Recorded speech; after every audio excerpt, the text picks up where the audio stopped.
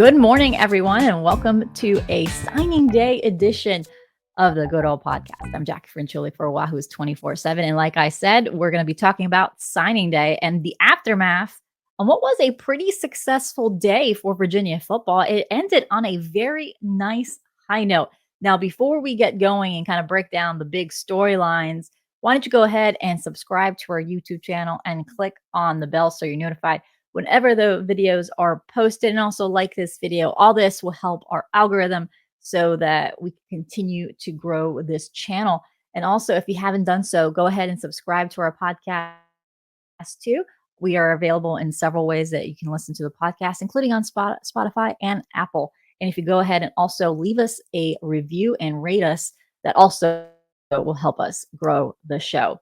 So yeah, like I was saying, Virginia had a very successful day considering where they were just a month ago and how they ended on Wednesday.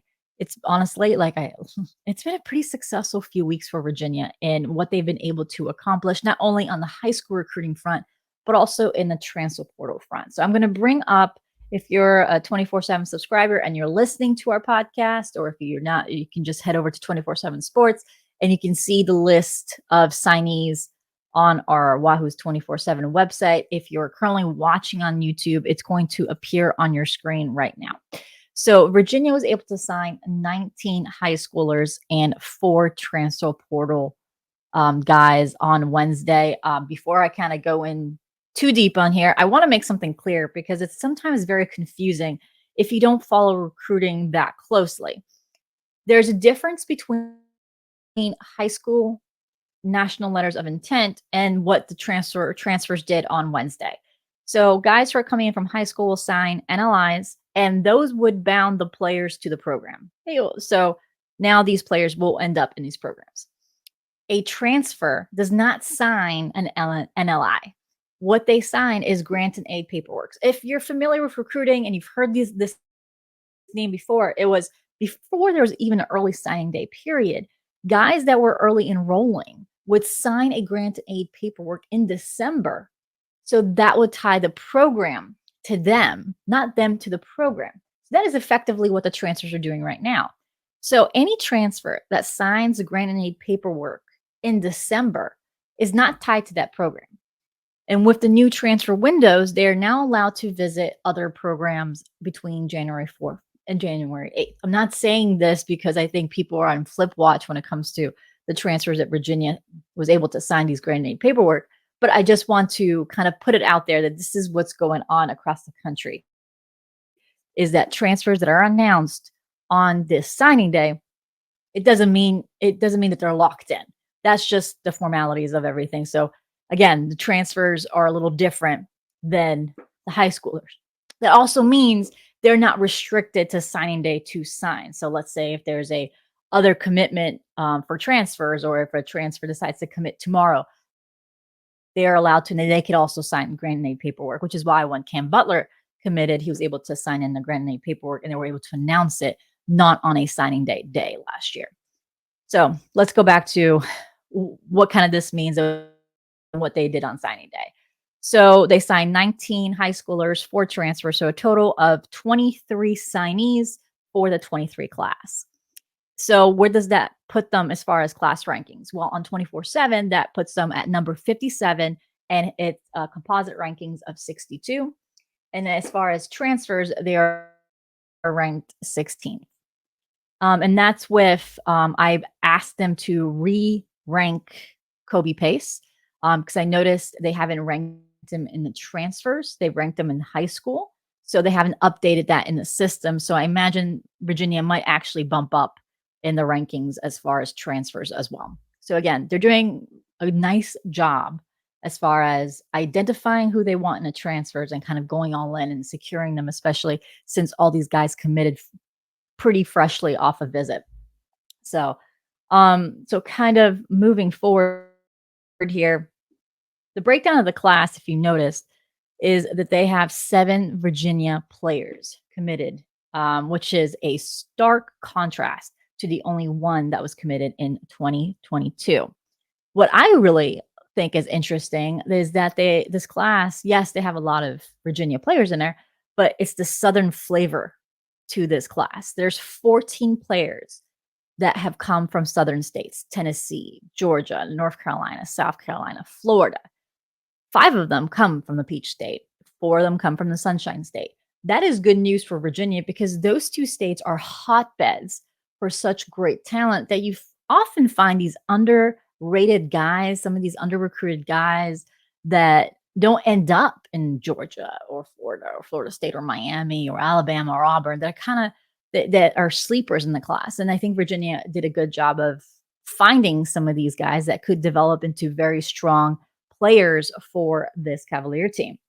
So they did a good job of identifying those talents. A lot of these staff members do have connections in those southern states. I know a lot has been made by Chris Slade and his Georgia connections. His connections really is in the Atlanta area, but Taylor Lamb also has connections in the state of Georgia, obviously, between Des Kitchings, Tony Elliott, and Taylor Lamb. All of them have connections in the state of South Carolina. We also have Kevin Downing, the defensive line coach. He also has pretty good connections in North Carolina, and in the South as well. And Curum Cox has a lot of good connections in the state of Tennessee. So a lot of these coaches have a lot of networks in those areas, and it's good for Virginia to have those networks because honestly, a lot of the best talent, if you see our rankings, most of the talent comes from these southern states. So Virginia is really working those networks, and that's how you start building relationships, kind of like Tony Elliott said, in order for them to get better in state as well, is to get those relationships and work them and make sure they start earlier in that recruitment.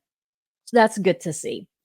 And as far as overall, and I'm just looking kind of the big picture. We'll go into more detail a little later in the show, but other big things that kind of jump out at you is that Virginia was able to start creating a little bit of a pipeline, or at least get a good prospect out of some powerhouse programs. Just in the state of Virginia, they were able to get a recruit from Highland Springs, which is, in Richmond in the 804. Miles Green committed and signed to Virginia. That is a pretty big get. Highland Springs produces D1 talent pretty consistently, and they are after some D1 talent in the next class in Highland Springs. Obviously, quarterback Christian Martin, a 24 signal caller, they really want to come to Virginia. They already have sort of an inroad because they're able to use Miles Green this next few months before he gets to Virginia. He's able to help recruit Christian Martin, which honestly, if you are a follower of the show, we've had Miles Green on the show, and he said he hasn't been shy about it. He said he's recruiting Christian Martin pretty heavily. The other program is Lake Taylor. Obviously, Lake Taylor is known to produce powerhouse guys who end up in D1 levels and in the NFL. Anthony Brenton is a sleeper of this class. He was a guy that didn't really do much as far as camps, didn't really put himself out there much. And then here comes Virginia, and I think they got themselves a very, very good defensive tackle. Honestly, I think that he could be one of the best players in this class towards the end of it, during his end of his college career. I think people are going to point to him as a guy that's going to surprise a few people. But the powerhouse program's not just in the state of Virginia. St. Thomas Aquinas down in Fort Lauderdale, Florida, is a program that Virginia should recruit. And I don't mean because of just talent on the field, because St. Thomas Aquinas has the Virginia athlete. They're a good high academic institution that produces D1 talent. A lot of teams end up camping in St. Thomas Aquinas during spring evaluations and December evaluations because they produce so many good D1 level talent. Virginia has been able to secure a number of good athletes from there. Just in the last class, they had Blake Steen, and they've also had Dawson Alters, 2 guys that committed and signed with Virginia and currently on the Virginia roster from St. Thomas Aquinas. And then this year, they also added 2 more, Takai Kirby and Jason Hammond. Hammond, who just committed about, I think it was a week ago now. Short a week ago because he committed on Saturday. So, and he also is from St. Thomas Aquinas, a very good defensive lineman. So again, these are the connections that you want to make when you're moving forward, but also when you recruit from Highland Springs, a Lake Taylor, from a St. Thomas Aquinas, you're recruiting guys that understand how to win. They understand what it takes to be the top dog in your league, in your district, in your state. And Tony Elliott brought that up in the press conference, saying that they went after kids that have winning pedigrees. So he mentioned that when you look down the list of their recruits, their record this past fall was 188 wins to 58 losses. So this group had a 76% win record. So again, all this kind of ties up to that. Although it might not show in the rankings, some steps forward have been made of identifying what type of athlete that they're going to recruit moving forward and what they need to do to get better.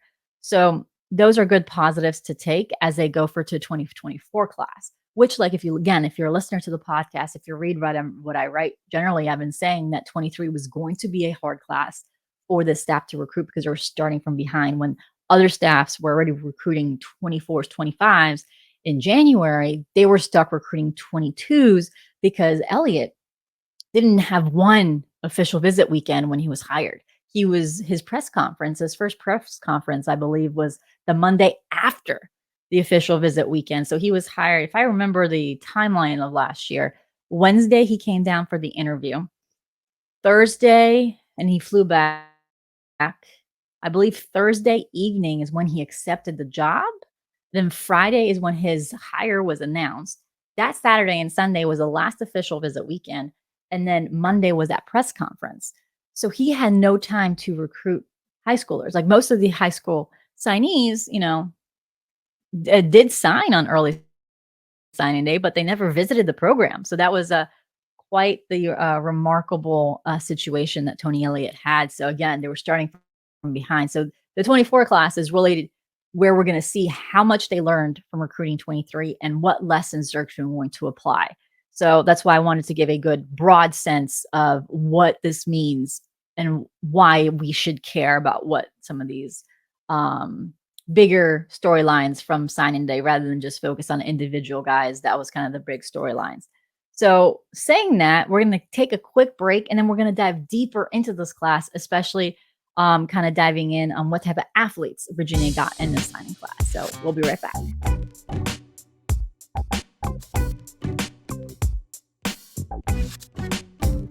And welcome back to the Good Old Podcast. I'm Jacquie Franciulli for Wahoo's 24/7. So in the first half of the show, we just kind of broke down the big items from the recruiting class, just kind of giving a big overview of what we noticed of who they signed. Now we're going to go a little bit deeper. And we're going to start with, honestly, the biggest storyline as far as signing day went is that they were able to keep Kamren Robinson in this class. He's a 4-star linebacker, one of the best players in the state.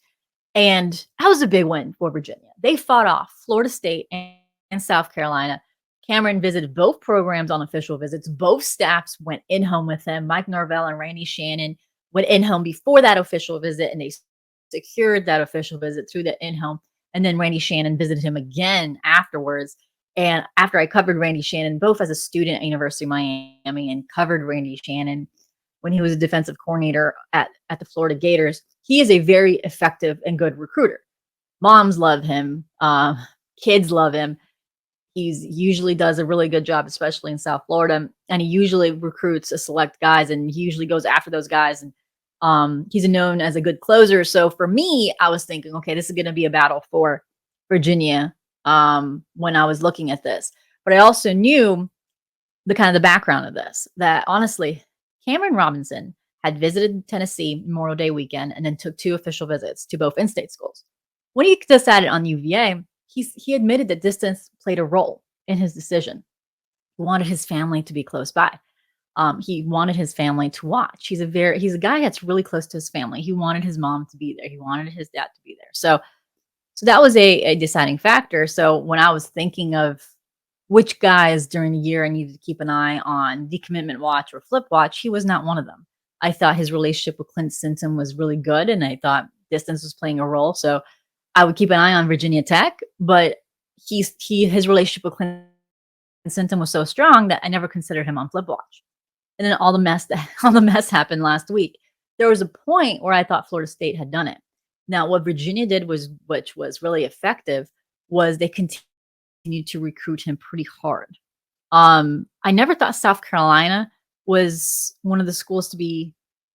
South Carolina, obviously SEC program, they're always going to be a threat. But I think for Kamren, it was always between FSU and Virginia. And again, beginning of the week last week, I thought FSU was going to be the pick. just because all the momentum was there. All the conversations I had with people was saying that Kamren really enjoyed his visit with FSU. But then as the days went on, in the back of my mind, one of the things that I considered was, again, I had just said that he only took three visits. Most of his visits unofficially were to Virginia. He had a junior day visit, he had a spring visit. The fall, during this fall, he only really attended Virginia games unofficially. He's always been so busy with other sports. So it could just be a guy who just wanted to go through recruiting process. And once he got home and started thinking about his visit to Florida State and just his relationship with Virginia, and then he had that in-home with South Carolina prior to that official visit. Then on Thursday, he got reminded of his relationship with Virginia when you had Tony Elliott, Clint Sintum, and 7 other coaches walk through your gym doors to watch you play basketball, and then afterwards have an in-home visit. That was pretty key. It kind of showed Kamren what Virginia was saying, that you are the cornerstone of this class. You would be a team captain. You are the guy that we can build this program around. So they effectively said, you're not just a recruit for us. You are our 2023 class. And that resonated with Kamren. And obviously he's got a good relationship with Clint Sintum, and that special relationship also helped Virginia secure this signature. And you have to give props to Coach Sintum, to Tony Elliott, to this recruiting staff, and how they handled the last 10 days with Kamren Robinson.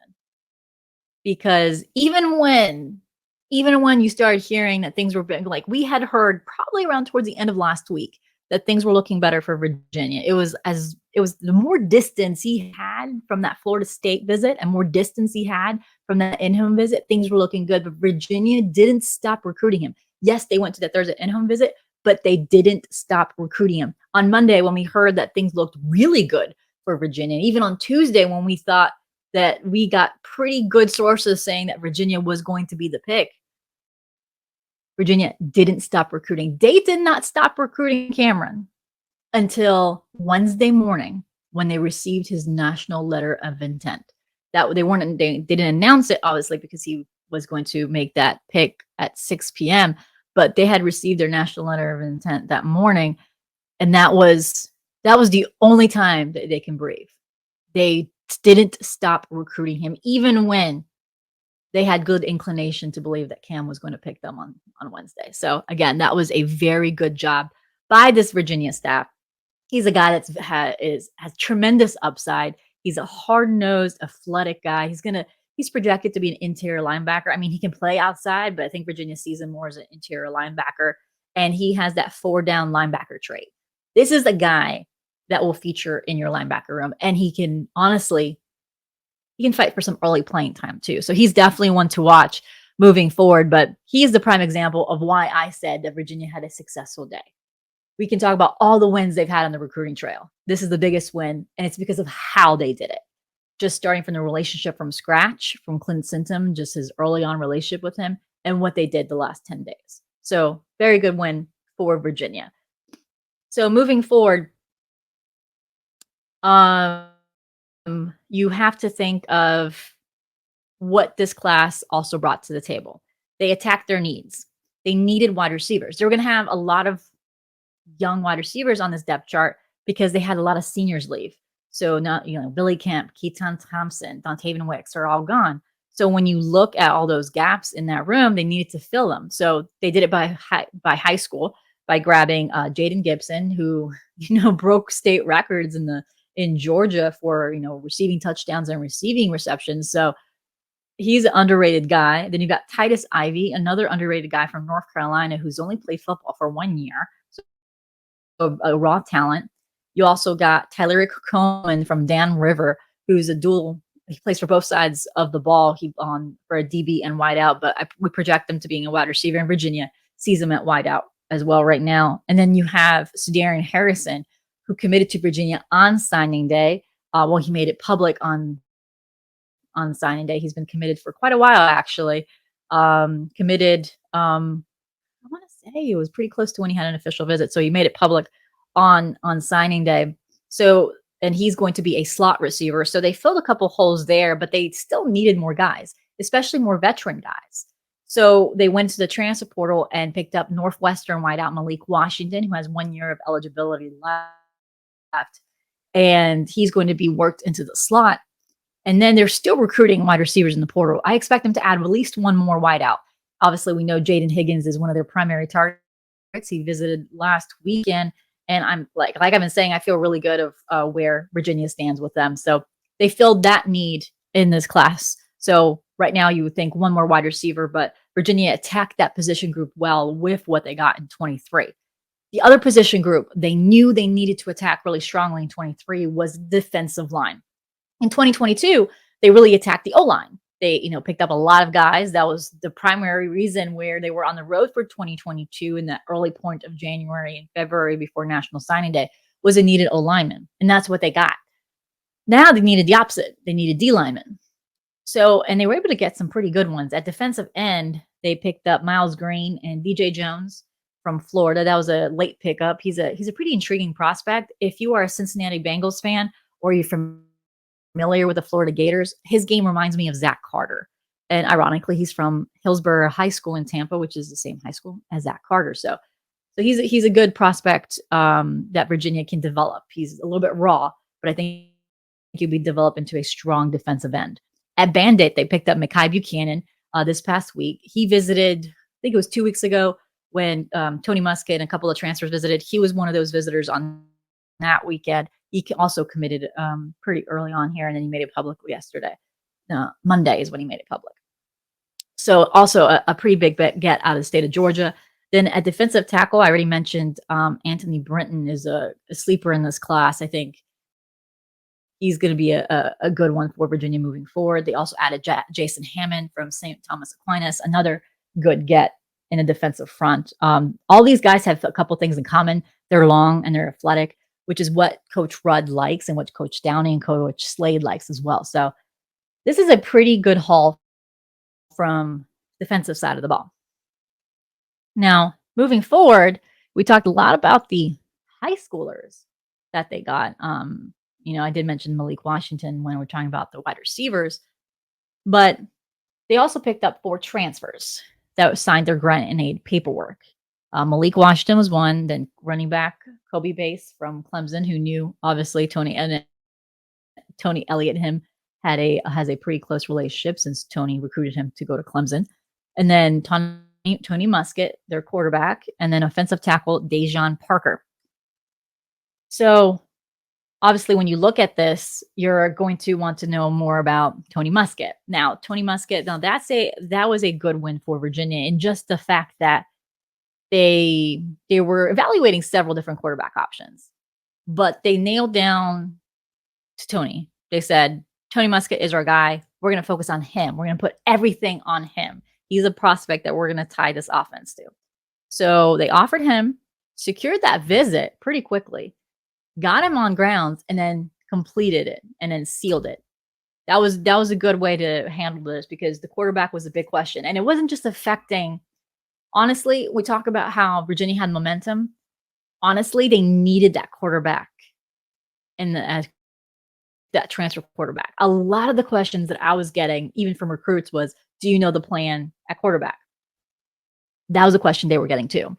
So getting Tony Muskett on board helped a lot moving forward, because that was one of the biggest questions that anyone was asking, is what are you going to do after Brennan Armstrong leaves? Well, Tony Muskett is your answer. He's been a guy that's played for 3 years. He's a Virginia native, so you're not only getting a transfer, but you're getting him to come back home, so you're going to have family support right there around the corner. He's a technically sound quarterback, and he's pretty accurate. He's got a nice deep ball. So he's going to be an intriguing prospect. The big question, again, is going from the FCS level to FBS. He's got his first game playing for Virginia will be at Tennessee. And as someone who's been there at Tennessee, that is a tough environment to play in. But again, he's got all the tools. It's just, how is that going to translate to FBS? And obviously, we're going to look at that O-line to see how much of a difference a year makes. And obviously, they've got Dejon Parker, which they hope will help strengthen that line. And that actually kind of goes to our final kind of talking point was that we talk about all the stuff that happened in the 2023 class. We talk about the wins in the high school ranks. We talk about the wins in the transfer portal. But honestly, I think this staff's biggest win actually came in their own locker room. Yes, they've had a couple guys enter the portal. Obviously, Brendan Armstrong's entered the portal. Nick Jackson's entered the portal. Fentrell Cypress entered the portal. John Paul Flores has entered the portal. Logan Taylor's entered the portal. So yes, there's a couple guys. Ronnie Walker's entered the portal. So obviously, a couple guys have decided that they want to dip their toes in the water in the portal to see what options are out there. But you know who didn't enter the portal and who's staying? Well, Jameer Carter decided he's not going to forego his senior year, and he decided to stay, which is good. But then you have Aaron Famui and Cam Butler, who decided to take advantage of that extra year of eligibility the NCAA offered them, and he's staying at Virginia another year. So that means their defensive line has 2 veterans. But wait, there's more. Tony Elliott on Wednesday during his signing day press conference also revealed that Chico Bennett is returning. Paula Curie is returning. Hunter Stewart is returning. Josh Ahern is returning. We had known about Antonio Clary since he made that public announcement on Monday, so he's returning. So the secondary gets a boost from a veteran. Also, Cohen King is returning, so another big boost. On the offensive side, Grant Mish is returning and Sackett Wood is returning. So that tight end room also has a boost with veterans, but they also have Carson Gay, who I continue to get good feedback on, who is going to be a second year next year, a redshirt freshman, actually. So again, they got some good news there with some veterans coming back. So what does that mean for them? I think D-line, they're perfectly fine now. I mean, not only were able to get some good prospects in high school, but they were able to get some of those veterans back for another year. So this D-line is going to be, that's a good D-line for next year. Now, what they need moving forward is they need corners. Originally, they wanted to bring about 4 corners. They got 2 in the high school ranks. I think they're going to try to get 2 more, especially with Fentrell Cypress hitting the portal. And it looked like Fentrell was going to stay, but then he decided to enter the portal. That was a interesting week to follow that decision. So they're going to need 2, but they're also going to need O-line. So initially, they only needed 1 O-lineman in high school, and they were content with Cole Serber. But then they wanted 1 more in the portal, so that's why they did Dejon Parker. But now, because Jonathan Leach and Derek Devine both said they're done with football and they're transitioning away from football, they're going to need about 3 offensive linemen. And they're out there already. They offered a lineman out of Southern Utah. This is even after 2J left. They offered a guy out of Southern Utah on Tuesday. So they're involved with a few portal guys, and this is their chance to kind of see the waters and other linemen. But again, they're looking for an O-line coach too. So I figured the O-line coach will be announced probably in the next weekish or so, is probably my announcement, a week or 2 away. And then obviously that first weekend, January 4th to January 8th, is available for transfers to visit. That's a big thing. That's a transfer visit weekend. High schoolers are only allowed to visit 2 weeks later. So January 4 and 8 is when your transfers are going to visit. So watch Virginia to really dive into the portal to look at corners and to look at offensive linemen.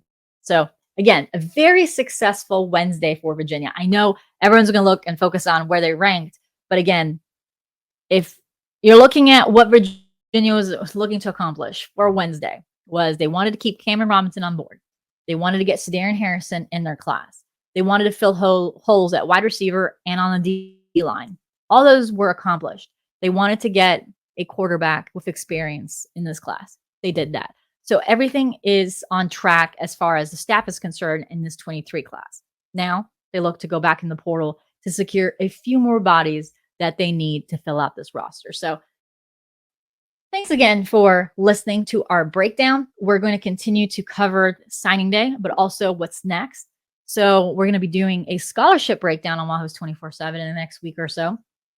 And we're also going to take a look at which guys to watch for in a transfer portal as Virginia continues to evaluate those players. And we're also going to do a couple more basketball podcasts moving forward, as Virginia is not going to be as, this was a very heavy recruiting period in the last month. So we didn't do quite as much basketball as we would want as January and ACC matchups pick up for the Cavaliers basketball team. We're also going to be covering more basketball. So I am going to be taking a week off for the podcast next week for the holidays, but then we'll be back here with more of content with Virginia recruiting and also Virginia basketball. So I hope you guys have a great holiday and a safe holiday with your families. Bye now.